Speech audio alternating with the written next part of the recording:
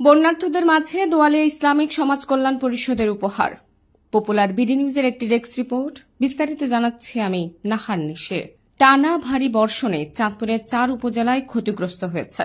জেলার ফরিদগঞ্জ উপজেলায় জলাবদ্ধতা আর হাজীগঞ্জ, শাহরাস্তি ও কোচো উপজেলার বিভিন্ন এলাকায় প্লাবিত হয় বন্যার পানিতে।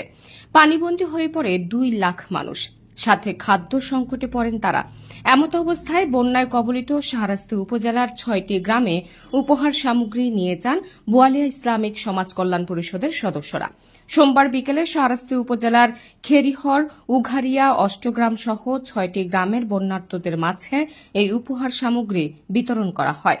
উপহার সামগ্রীর মধ্যে ছিল চাল, ডাল, আলু, তেল, পেঁয়াজ ও মেডিসিন। উপহার সামগ্রী বিতরণকালে দোয়ালিয়া ইসলামী সমাজ কল্যাণ পরিষদের সভাপতি ABM মফিজুল ইসলাম, সাধারণ সম্পাদক আবু সুফিয়ান, সদস্য শামীম হোসেন, মারুফ হাজি, সবুজ মিয়াজি, ছাত্রনেতা বশির উদ্দিন সহ অনেকেই উপস্থিত ছিলেন। Popular BD news, Shahrasti, Chandpur.